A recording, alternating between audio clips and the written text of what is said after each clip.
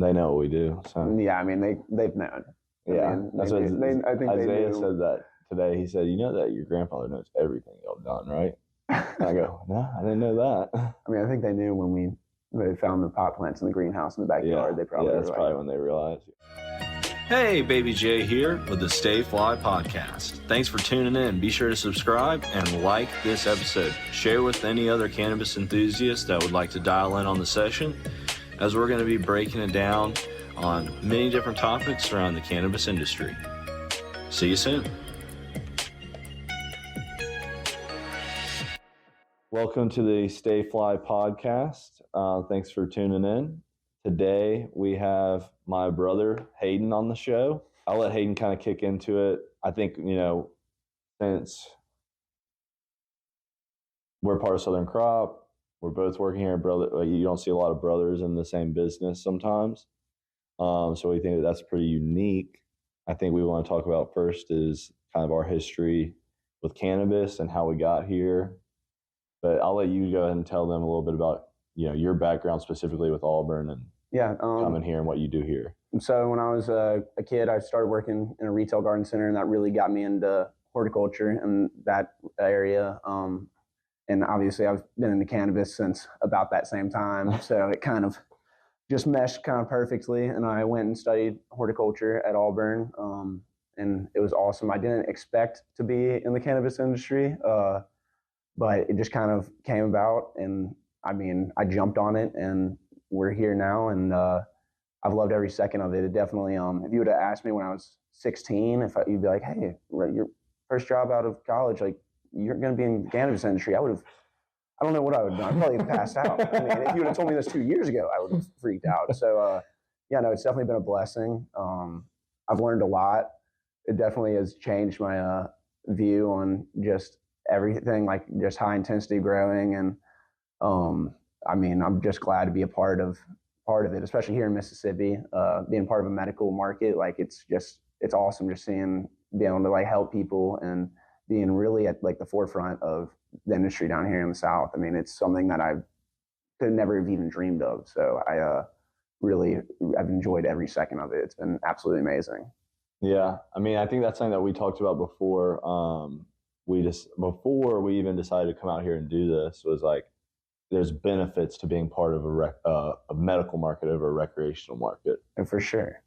I mean, I mean, it's kind of less stigmatized. I mean, people, it's a little bit more accepting. Not to say, I mean, I would love it if it was recreational, but I think starting off in the medical market was like, beneficial. It taught me a lot more. It gave me a little bit more appreciation for the plant as a whole instead of, just consuming it for recreational use. Exactly. And I love just talking, like moving to Meridian, talking to the locals and seeing it's actually benefiting people. Like, I mean, that's awesome. Yeah.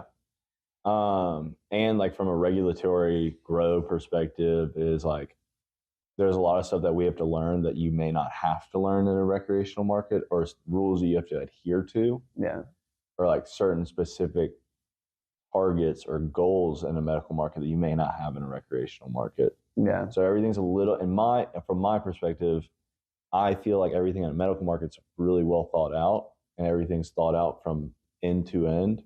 While in a recreational market, sometimes it can be from a branding perspective and product perspective, it can just be like, well, let's just see how this goes. Yeah. Everything right now is geared towards medicine. Yeah, for sure. I mean, it's definitely more, on the medical side. I mean, and people obviously prefer the flower and everything, but there's obviously the gel caps and tinctures and all the medicinal stuff that I wouldn't necessarily have like even thought about in a recreational market, Mm-hmm, mm-hmm.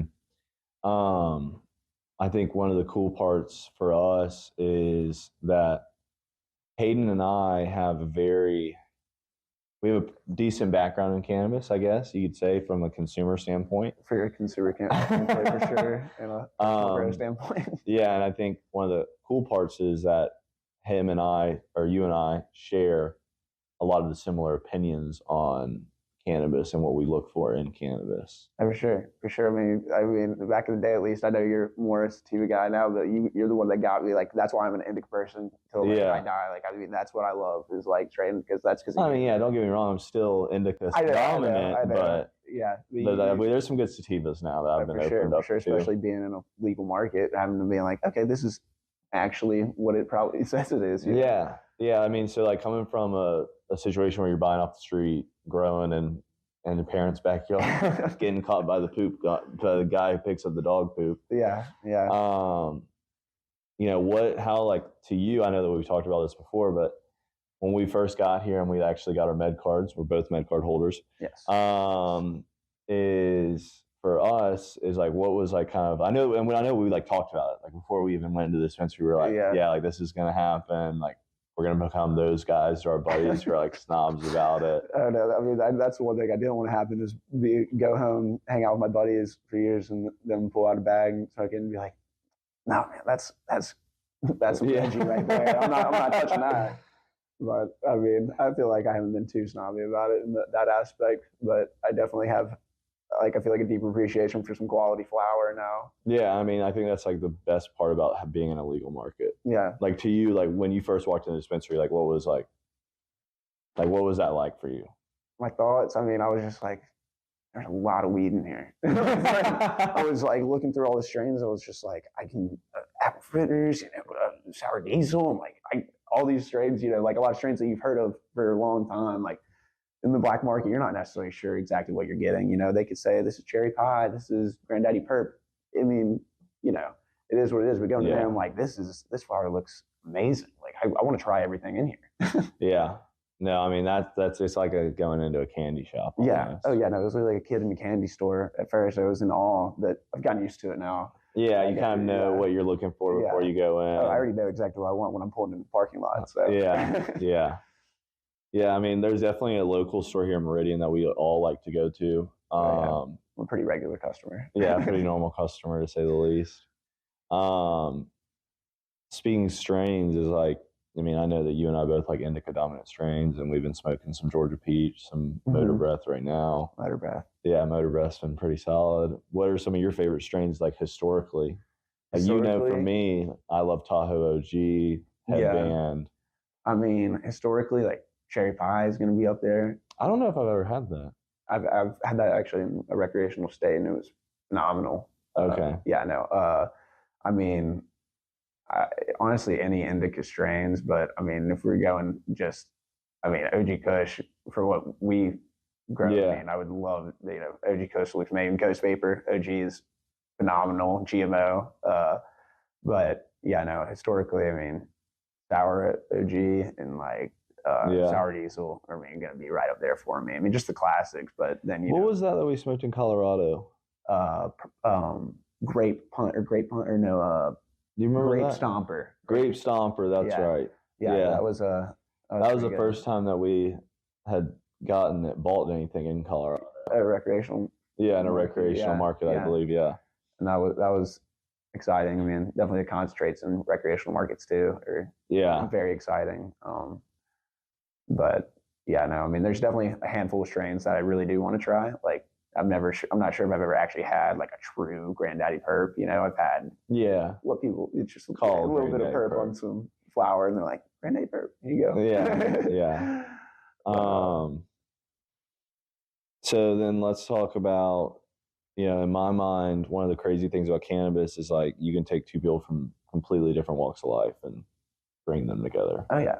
Yeah, you can take a musician and a redneck, like a hunter, and put them in the same room, and they're going to sit down and share a joint and probably relate on a lot of life's experiences that I feel like that, they come from completely different walks of life, but just the community in cannabis is kind of like awesome. I've met some people through it and like have like friends to this day that, you meet down, you sit down and smoke a little bit with them, talk, and kind of opens up a lot of conversations from, all different walks of life. That's interesting. I think there's something about like sharing a joint with someone.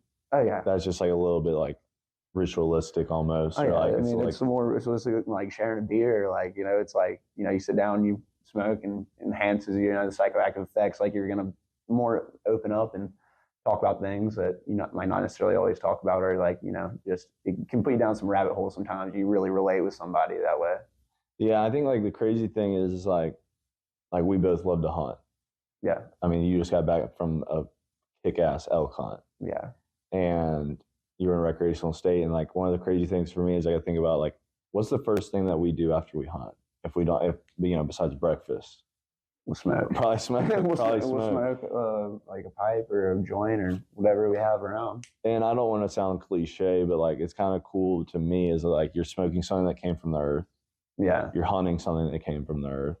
Oh, for sure. It's definitely like you're holistic. Like you're kind of like a holistic, like you're like really ingraining yourself into nature. I mean, honestly, that's one of my favorite times to. I mean, I think for a lot of people, some of their favorite times to consume cannabis is going to be out in nature, going to be out like, I mean, maybe not necessarily while you're hunting, but after you get done hunting and you're just sitting there and you know, like it's very gives you time to reflect on the morning, seeing the sunrise. Oh, for sure, you're just like that was beautiful. I mean, that was an amazing experience. That was a great hunt. Like the animals were amazing. The sun came up perfectly. Like that wind, like it's super crisp and cool outside. Like that fall air coming in. Like it's just.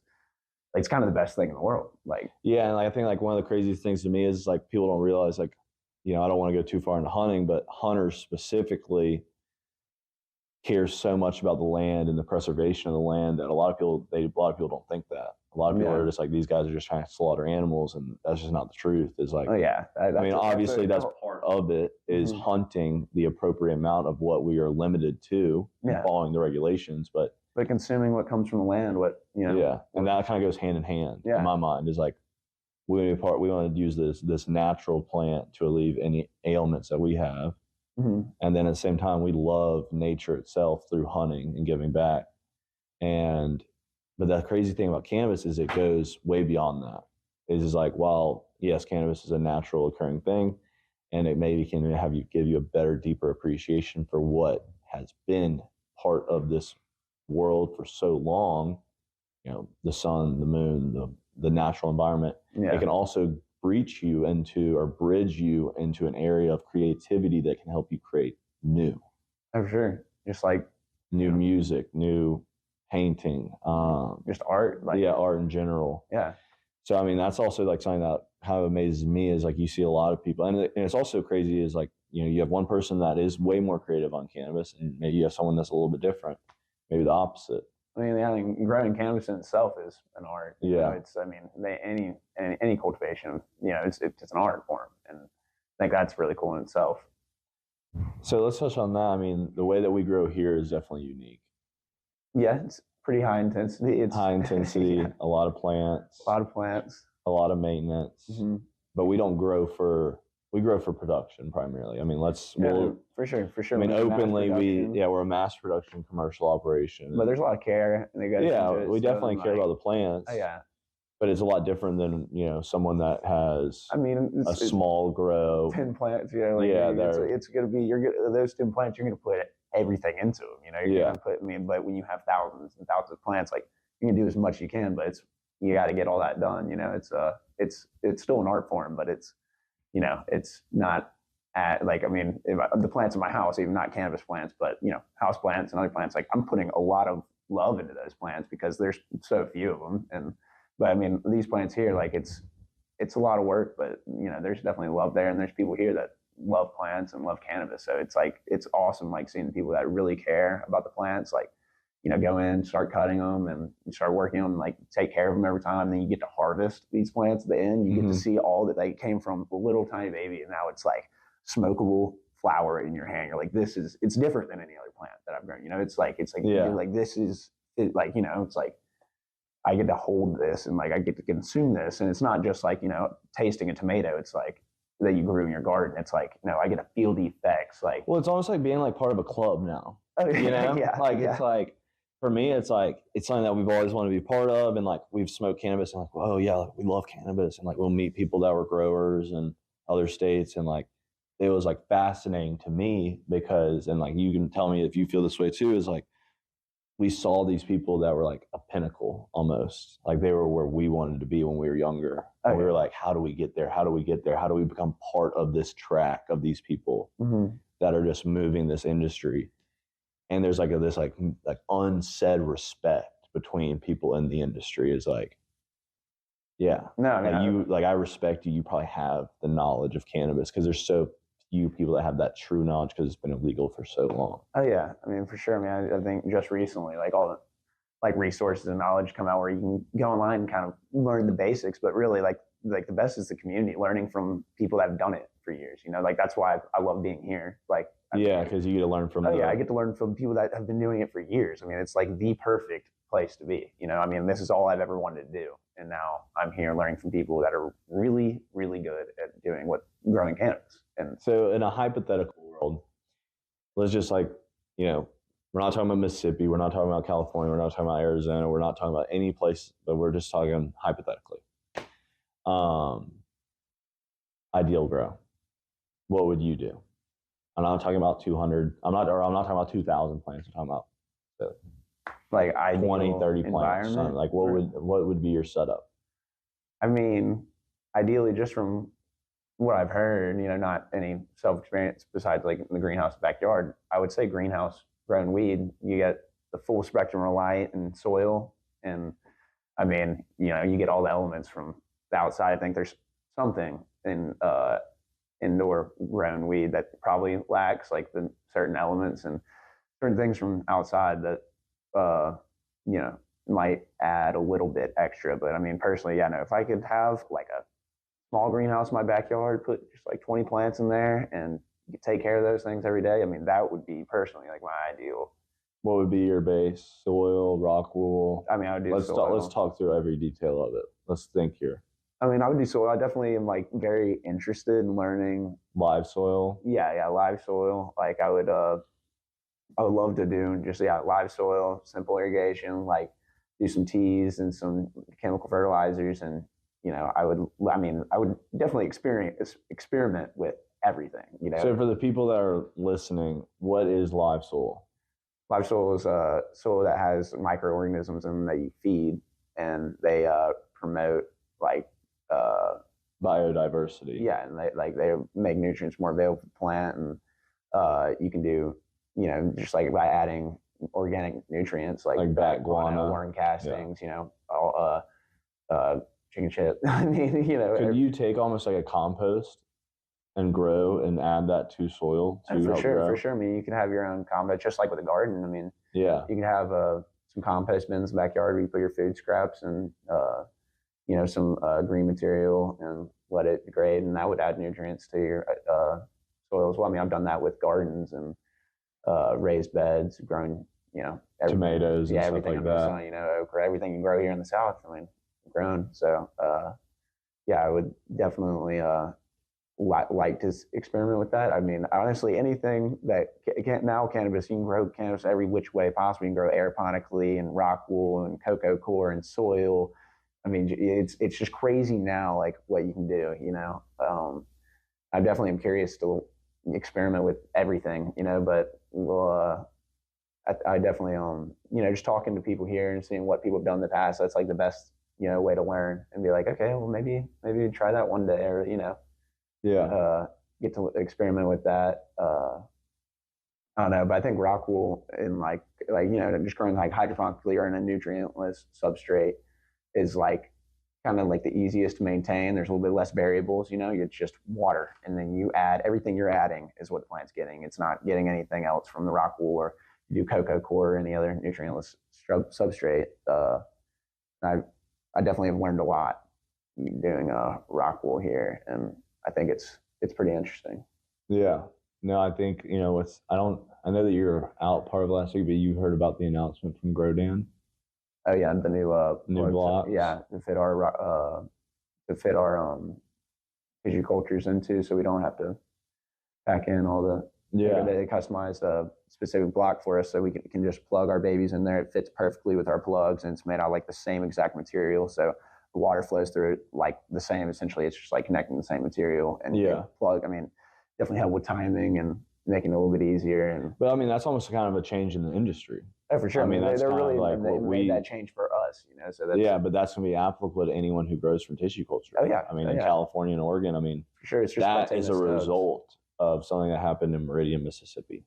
And that's going to be So, available for everyone that grows rock wool, that does tissue cultures. I mean, that's something that another step forward in the industry. I mean, it happened here in Mississippi, which is kind of cool. yeah. So like the collaboration between our head growers was able to say, hey, listen, like, you know, tissue culture is the way of the future. We've seen this in the almond industry for the past 30 years in other industries, and we're starting to see it in cannabis. And our head growers, from my understanding, you correct me if I'm wrong, but they pretty much laid out what the process we were going through to make their grow down blocks work, and what we would ideally have. Yeah. And they were like, well, we'll investigate and see if there's a large enough market for this.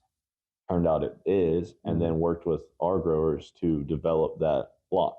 Yeah. And it took, I think, like 6-7 months for them to get it really going. But I'm just excited to get them in and start using them, honestly. Like, I can't wait for them to come. Like, it's a little bit less work, huh? A little bit less work. I mean, you know, there's always a million things to get done. So if we can cut back on time on anything, like that's awesome. And, you know, we can fill out a room real quick. I mean, it's just cool that we're the ones that like kind of like forced them to take that step, and like now it's available for everyone, like you said. But it's like really cool that like it happened, you know, here, like our company like made that step, and like it's I mean, I'm really excited to get them in. Yeah, no, I'm excited. I think it'll be a little while before we get them, because I think we got plenty of blocks in the back. Yeah, I've seen all of them in the back. It'll be a good while, but that's also something that's like beyond just the community within like smoking cannabis or consuming cannabis. Is there's such a strong community within like the people in the business of cannabis. I mean, like between nutrient providers, light providers, rock wool providers, and different vendors. Oh yeah. I mean, like they've all known each other in other lives almost sometimes. Yeah. Because it's a small world, but it's like so crazy how there's an open line of communication with everyone. Yeah. And like there's an understanding that this is not the finish line. Oh, this is the starting line. It's only going up. I mean, it's there's going to be a lot more, you know, obviously technologies and different ways. I mean, the more people do something, the more people figure out how to make it better. And like, just like us thinking like, hey, like maybe if we make these small holes a little bit smaller in these grow down blocks and we can just plug them quick. I mean, that's not just benefiting us, that's going to benefit everyone. Yeah, it's going to benefit the industry as a whole. I mean, as more people get into tissue culture, then they're going to be that's using definitely those the way blocks. of the future, not even just for cannabis. Tissue culture is really, really cool. I mean, like in all you know, applications, industries, you know, like I mean, that's definitely going to be a way of the future. But yeah, no, I mean, it's like all these industries overlap. You know, there's like, you know, every aspect, like, you know, like the D-homes and like, you know, like people like make like, there's like, okay, like how can we suck a ton of water out of this like an absurd amount of water out of this dry room and like make this technology more efficient. So it's like, you know, that's not just going to benefit cannabis. I mean, they obviously sell to other people in the world, and like that's going to, you know, elevate their technology and like make it better for, you know, everything. Yeah, no, we were talking about this last week. It's like the vertical gardens. Yeah. I mean, that's good. We're seeing that. You were telling me leafy greens is very applicable. Oh yeah. I mean, vertical gardens. I mean, cannabis. I'd be interested to see just you know, if you did really small plants, maybe. I mean, I'm sure there's a way to do cannabis just vertically, and I mean, probably be a lot of work, but it'd be interesting to see. Exactly. Well, I might be misspeaking here because I'm not a cultivator, but that's not what we would call a vertical garden back there. No. Okay. No. I mean, what is that? What would you define that as? There's a tiered indoor system, farm two-tiered system. I mean, it's you know, just 2 tiers, like 12 racks. Like, I was saying, you said last week we were talking on this. We were talking about how there's other industries that do that same setup. Oh yeah, I mean, there's companies, you know, in cities like Detroit and stuff that grow leafy greens and herbs, and exactly like what we do, except, you know, a lot more tiers. And do you think that was a result of the cannabis industry pushing that, or that technology, or do you think that they're vice versa?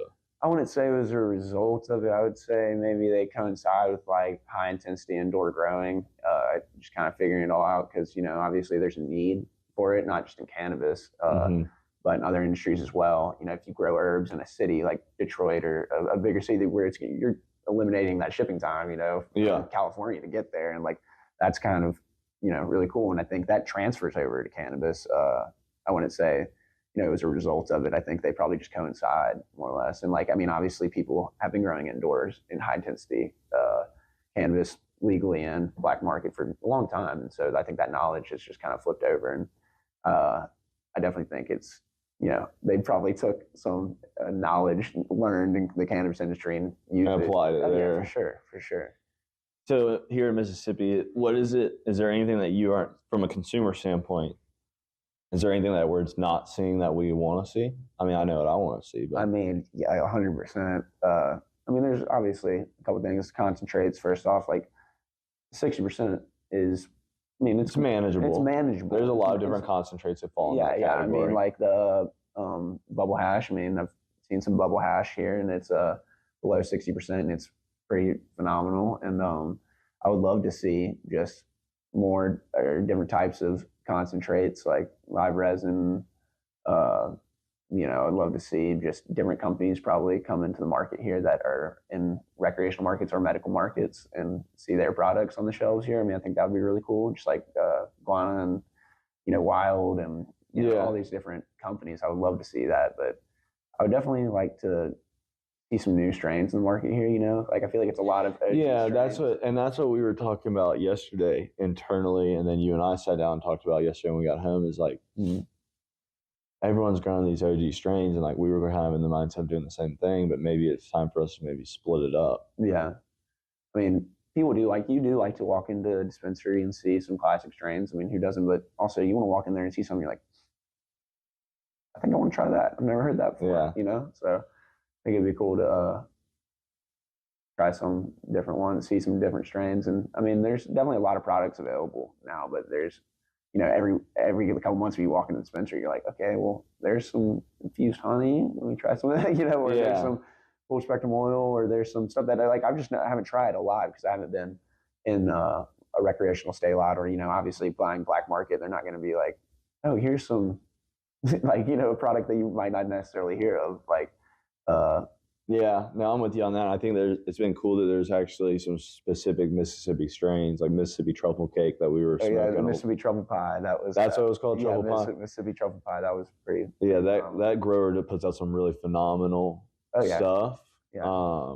Again, don't want to name names without permission, but that strain in particular, Mississippi truffle pie, was phenomenal. Oh, yeah. And it's Mississippi, so I would love to see some stuff like that. I don't know I don't believe there's any breeding going on in the state. There is. There's some breeders those guys with motor breath. Oh yeah. I remember actually. I would love to see some of that, honestly, and some. I would love to get into that ourselves. That would be really cool, but it would take a lot of work and a lot of effort, a lot more time than we probably have currently. But I would love to see some just like OG Mississippi strains come out of Mississippi and just be like, well known. People be like, I like that strain a lot. You go to other markets and be like, people know. But here's the coolest thing about what we're doing here is if we were to get into that, if we were to get into breeding and phenotype hunting and looking for selective genes and start crossbreeding, the cool part about us, and anyone that's growing or breeding in Mississippi, keep this in mind, is the company that we work with for our tissue culture lab that's here on site, they can do intakes. Yeah. They can preserve those genes. So, that would be, even to me, that would be the coolest part about it, is like we can create something and then we have it in a vault.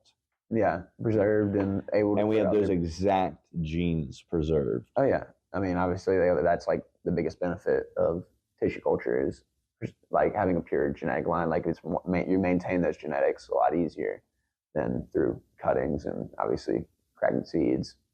But that would be. I would love to see that. I would love to see Conception get some strains from Mississippi that were bred here, and and just be able to keep them, preserve them, and if things change on a federal level, then we'll be able to look at those in other states and other markets and get the recognition to those breeders that they deserve. At the end of the day, we may work for Southern Crop, but we're still big fans of what other people are doing in the market. We love all cannabis. If you grow good cannabis, I had a conversation yesterday or 2 days ago. I called another wholesaler because I had a customer that was looking. They asked me, "Hey Joe, I'm over to my store soon.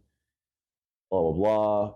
I'm looking for a couple other growers. I know that you've been here for a while and you are a patient." And I was like, "Well, I can tell you this is who I'd recommend. And he said, well, can you reach out to them and see if they'd be interested? And I said, well, I know they'll be interested. They need sales are sales. Yeah, I mean, at the end of the day, exactly. but I called the guy and he said, I appreciate this act of kindness. And I said, I don't see any kindness here. I mean, you grow good cannabis. If you didn't grow good cannabis, I wouldn't be calling you. I mean, maybe it is an act of kindness. You call it whatever it is, but it's recognition to me. It's like when you do something right and do it the best way possible. And that's what I'm seeing with some of these guys in Mississippi is that's recognition. You deserve that recognition.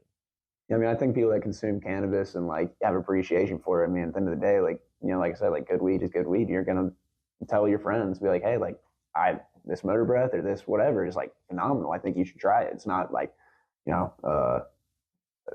only Southern crop. Only Southern crop. Like I think we grow phenomenal cannabis, but like there's stuff that we can't do here. Yeah, exactly.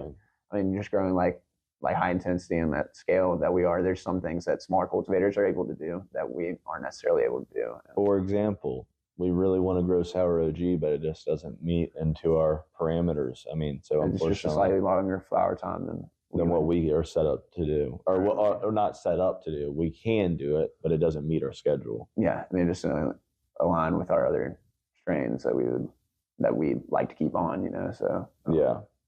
So I think next time we get together on this, we'll talk more about breeding. Oh yeah, we'll maybe get down that rabbit hole. Yeah, no, I definitely would love to go down that rabbit hole. It's definitely something I've been wanting to learn more about and talk more about, and it's definitely an interesting topic. Okay.